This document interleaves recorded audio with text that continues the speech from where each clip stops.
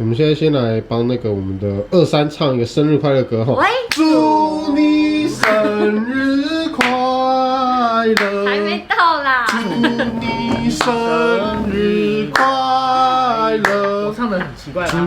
你生日快乐！祝你生日快乐！谢谢大家。我刚唱那个是黄梅调版本。Hello， 大家好，欢迎收看《玩具我玩具》，我是雾，我是天航，我是23，给我拍手拍起来！年末了，大家。在2023年的最后一支影片呢，我们就依照以往的惯例来跟大家介绍今年我们都买了什么。其实我心有戚戚焉。2020年的12月31号是我们23算是第一次初登场。首秀啊！那我们这次呢，就一样一个一个跟各位玩具人介绍我们买的玩具。那谁要先开始呢？好，那就由我们的23先开始。我还没准备好啊。那我第一个要介绍的呢，就是这个无数组间谍小狗。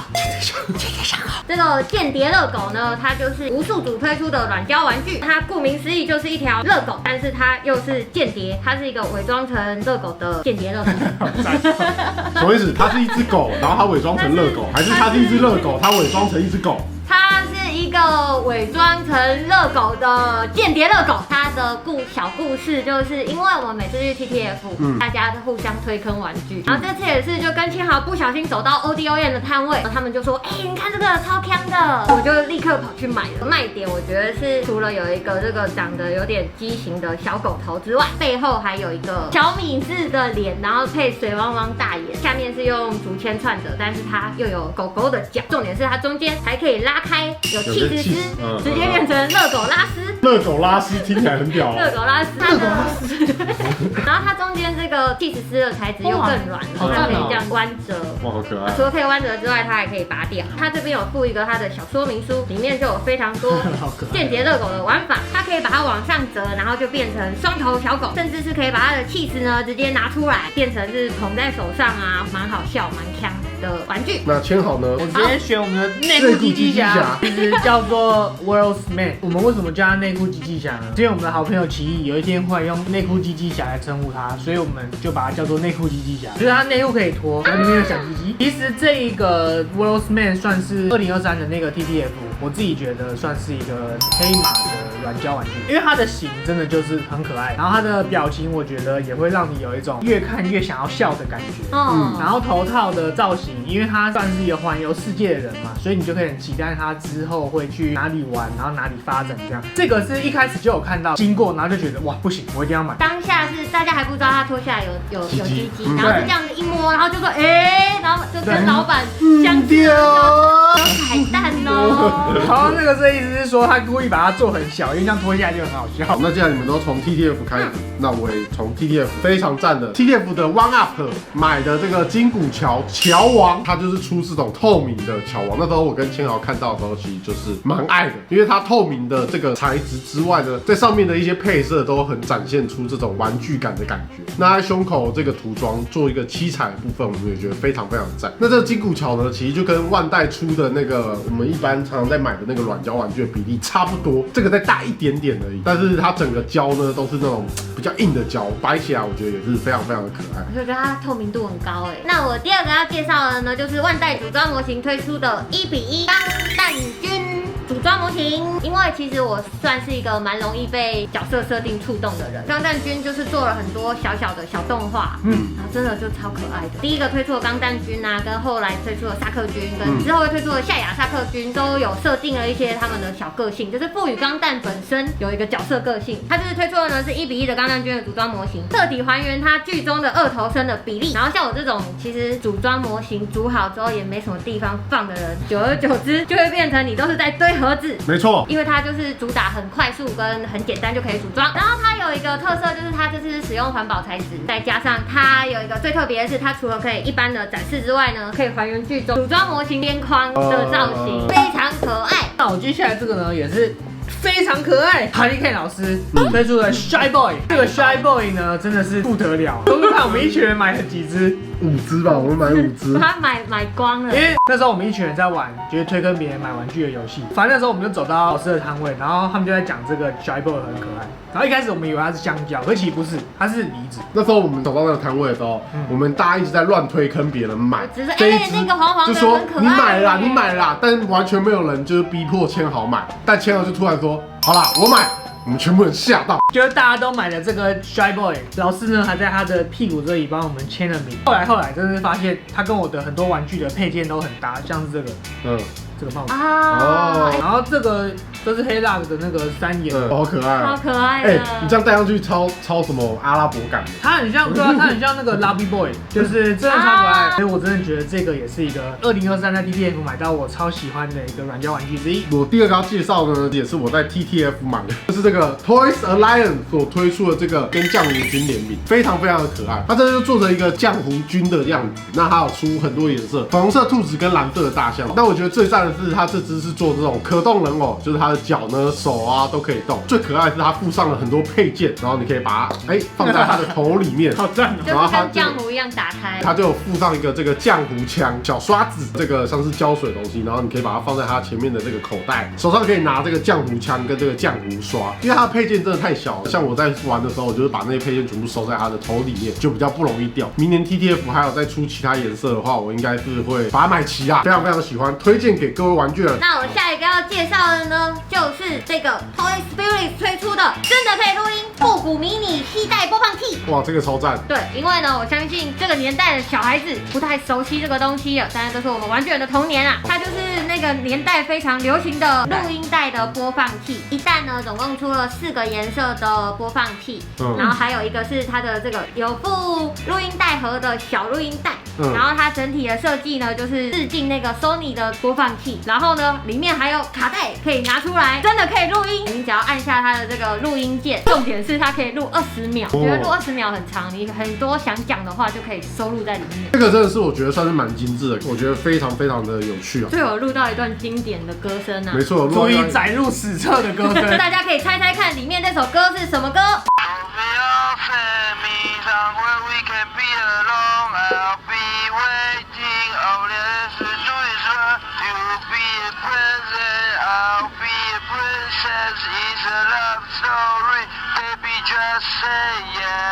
接下来千豪要帮我们介绍什么呢？这个呢，应该算是蛮少在我们的频道出现的吗？对，几乎没出现过。郑重的为各位娓娓道来，这个呢就是 Playmobil 的魔鬼克星，就是摩比人。摩比人就是一个，它算是德国的一个组装的积木品牌。它跟乐高差比较多的点，比方说像是建筑啊，或是一些载具动物，摩比人比较属于一体成型，4个人全员到齐。当你遇到怪事要打给谁？Ghostbusters！ 这个魔鬼克星的摩比人，我有点不确定它到底是不是2023年出的，可是我的确是在2023年买的。那时候去台中玩，跟我太太要走去停车场，然后走发现，有个特卖会，然后就意外的发现了这个非常完好的魔鬼克星的摩比人，直接把它拽在怀里，因为它只剩一个，我直接拽在怀里。因为它的这个包装盒其实就蛮有收藏价值，因为它就是把每个人的名字啊都写上去，然后像这个 Beckman 的，他的衣服还是他被史莱姆这样拖整身的，就是很赞。摩比人的人偶呢，也是有一个差不多的规格，然后你可以利用就是换它的零件啊，去打造一个你自己独一无二的摩比人。比较少人这样，大部分的话都是买它当初配好的那个样子。应该说摩比人也是拿了蛮多授权的，所以它其实也蛮多经典角色。所以我觉得这个呢，算是我2023年买的最喜欢的摩比人玩具。接下来要介绍的也是我们玩具人这次在2023年跟一个日本的设计师菅原永泰所联名推出的 Ano Usagi， 就是我很喜欢这种眼睛的画法，有点空洞，然后锵锵的。那做兔子之外呢，配上一个非常抢眼的红色的小洋装的那种感觉。配件呢就有附上这个对比的青苹果，然后有做磁铁可以吸在头上。那额头的这个 OK 棒呢也是可以换的。我觉得它的故事设定非常的可爱，因为它就是一只非常勇敢的兔子。然后呢，勇敢的时候他就说：“来了，朝我头上的苹果射一支箭。”射到头了。然后他的脸就是哪里怎么会这样的那种感觉，非常爱不释手。因为他拿在手上的手感大小，我觉得都非常的不错。下一个要介绍的玩具呢，一样是情怀满满，由台湾品牌派瑞爱所推出的万能麦斯30周年奇异点全能者之帽和鲁道夫，它就是由台湾万能麦斯交流社的主理人 Alex 真大大推出的，因为他其实就是非常热爱万能麦斯这个品牌嘛。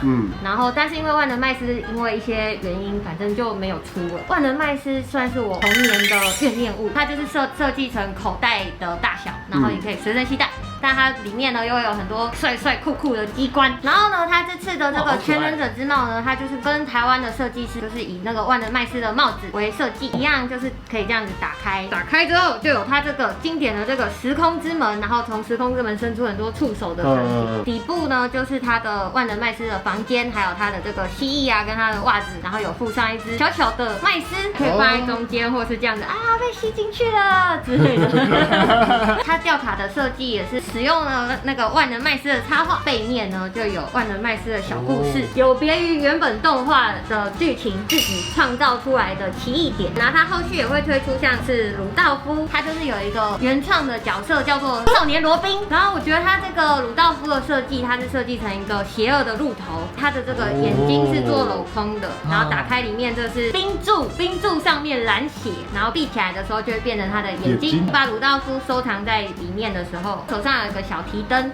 也会变成他的另外一个眼睛。他的这个镂空设计就更有那个当年万能麦斯的感觉了。虽然它不像我们当年玩的万能麦斯一样那么多机关跟那么多设计，但是我觉得是台湾品牌推出的，然后再加上它算是一个致敬复刻，对我来讲有点别具意义。在30周年还有机会收到万能麦斯，觉得很特别，应该是会推出一个完整的系列。后续的商品我也觉得非常值得期待，所以这个第一弹一定要先收起来，不然你之后又买不到了，对不对？没错。我的第4个呢要讲铁皮玩具，这个火车头的铁皮玩具是我今年去瑞士玩的时候买的。就是去瑞士玩的话，火车旅行算是瑞士当地非常盛行跟有名的一个旅行的手段。然后我们那时候是要从意大利的提拉诺坐一个叫做博莲纳列车，红色的列车到瑞士的境内这样。然后这个铁皮玩具就是在提拉诺的那个镇的车站买的。因为刚刚我讲那个博莲纳列车，它其实是雷地亚的铁路公司的一个很有名的列车。因为这一个火车头就是雷地亚公司他们最原主的蒸汽火车的版本。那它这个铁皮玩具有一个特点是它的发条是直接固定在这个火车头上面。因为通常铁皮玩具有时候会发条玩到不见，这个铁皮玩具是我之前在布达佩斯买的。这个其实铁皮玩具它有附2个发条，然后我已经不见一个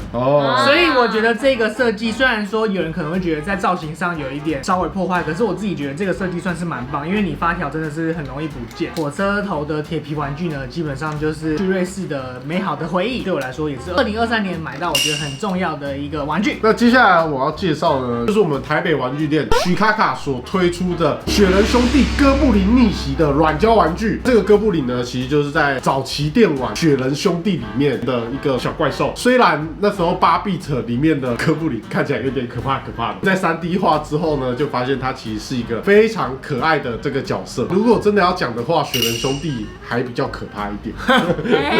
这次呢，它就是做着一个这个像是一个碗的感觉。雪人兄弟在丢雪的时候，还会丢，然后还会慢慢包起来，所以它就是做一个准备融化或者是准备被包起来的哥布林。那拿在手上呢，也是手感超大的它鼻子好赞哎。对，它的鼻子是做这种巫婆鼻，不论是大小还是造型，我觉得都是非常顶的，好不好？老板来一碗哥布林，来豆豆哥布林，来一碗哥布林。我要介绍第5个玩具，这也是一个满满情怀。其实是我先看到这个韩国品牌所推出的宝可梦豆片，结果我打开之后呢，它是新版的豆片，就是为了要让现在的小孩呢更安全的游玩，所以呢它是做了更厚然后更软的材质，就不会刮伤，等于是盲盒的形式。它有非常多的宝可梦收录在其中，然后每一盒里面就有4片，然后有不同的颜色，像是金色的，就是里面4款都是金色的。但是我收到之后就心想说，这不是我们小时候玩的豆片啊！它的玩法就有点算是新一代的玩法吧。它其实背面呢有这个等级，就这款角色有几个星星，然后还有剪刀石头布的图案，所以它已经超出豆片了。它算是一种新形态的豆片，它可以你出剪刀石头布，或者你比大小啊，或者是你要真的把它硬拿来斗也是可以的。接下来呢，大家可能会想说，最好应该要轮到某个类别的噔。这个呢，真的是不只是我很喜欢，这个真的是超级推荐。LEGO 31124，它就是有3合1玩法的超级机器人。我当初买这个超级机器人的时候，其实我是想要它的零件。我就是想要用它的零件去拼我别的想要拼的东西。不过在我就是入手之后，我想说不行，我还是要先让它有一个原有的面貌，所以我就把它组成它原本的超级机器人。那时候其实还有一个念头，是我想要用这个里面的所有零件，把它改成另外一个机器人的样子。我在拼的时候，我又想到一个新的想法，就是我想要做一个跟3124差不多的超级机器人，所以我做了一个就是蝙蝠侠版本的超级机器人，规格跟造型都是算是致敬这个官方版本。然后我之后呢，就是会想要让它再变成一个新的样子。这一个乐高应该算是我今年为了科学研究所买的一个乐高，激发出更多创意的想法。所以我觉得这个乐高呢真的是超级赞，而且很便宜，你可以赶快去买。接下来我要介绍呢，就是那时候也是在10大乐高有跟千豪一起介绍，就是我们的迪士尼100周年的这个摄影机。其实这个乐高呢是我最近才买，就是因为那时候我在剪我跟千豪介绍的10大推荐乐高，自己被自己拍的影片烧到，我就马上下单了这个迪士尼的这个摄影机。我在组装的过程呢，我个人是真的认为这次的这个摄影机的设计是非常非常的赞。它在里面的一些很多小细节，脚架的卡榫连接到摄影机的这个结构，平台的部分呢，全部都是用科技键去处理。在煮的时候，我觉得最赞的是旁边的这个把手，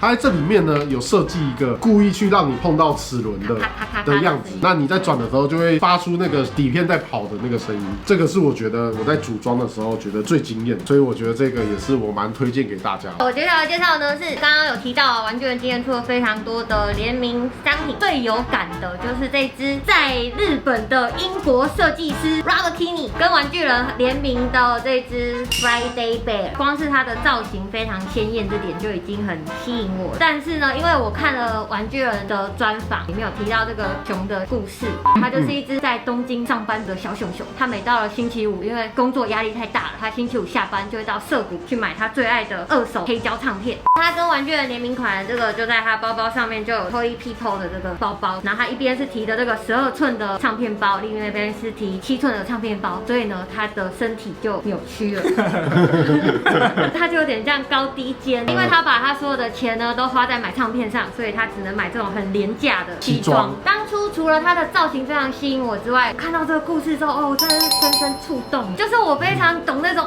上班的时候需要买一个自己很喜欢的东西来疗愈自己、疗愈的这种事情，有点淡淡的哀伤，又让人家很能共感。我就觉得我懂你，我懂你要去买黑胶唱片，超可爱又超触动的。接下来呢，我这个是大概前2个礼拜才买的，它就是一个可恶的小老头，半天狗，他在戏里面真的很讨厌，对不对？然后我就决定我要把它买回来欺负他，我就拍了一系列就是恶心他的照片，可是我还没拍完，因为他真是太讨厌了。反正我那时候买的时候，就是我那时候去唐吉诃德逛街的时候看到他那时候半价，想说哼，我要把你买回来欺负你，我也要用半价把你买回来欺负，因为他让炭治郎他们吃了很多苦头，所以我现在有想了几个情境。我白天的时候把它丢到阳台，他就阳光口啊。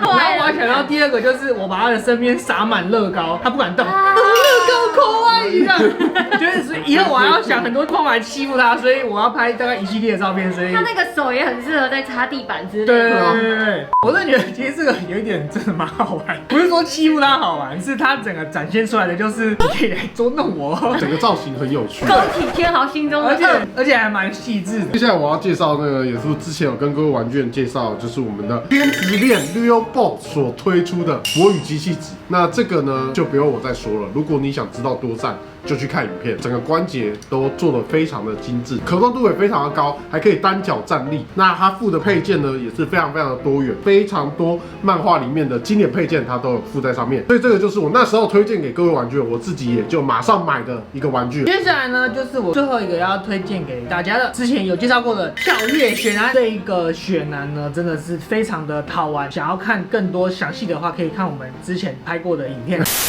那这些呢，就是我们今天带来我们2023所买的我们喜欢的玩具。今天介绍这些呢，比较是我们在影片中比较没有跟玩具人介绍到，但是我们自己也是蛮喜欢的收藏。那又到了一个最重要的环节啊，23，如果你要挑选别人的玩具，你觉得你喜欢的，如果要挑一个的话，应该是千豪豪的内裤鸡鸡侠吧，觉得它造型真的很棒，而且它的头罩会随着它旅行的国家做不同的造型，我觉得也很值得期待。我想要挑的是那个哥布林，这个太可爱了，它太大了，而且它的颜色，我们现在想要哥布林基本上都是绿偏猥亵，然后绿色，可是这个哥布林真的是相当不一样。那如果是我的话，我应该会选千豪的这个魔鬼克星跟23的这个录音机扭蛋。录音机扭蛋真的是我 miss 掉了，忘了买。没关系，它2024年3月还会再办。那千豪这个摩比人呢，是我之前一直都在观望的，不敢下手的一个玩具，我会挑这2款。那这些呢，就是2023所买的玩具啊。各位玩具人如果在今年买了什么不错的玩具，或者是你看到我们的哪一些玩具觉得不错，都可以在下面留言让我们知道。那我们今天影片就差不多到这边啦。喜欢我们的影片，记得分享出去给更多玩具人看。追踪我们的 IG 上面有更多幕后花絮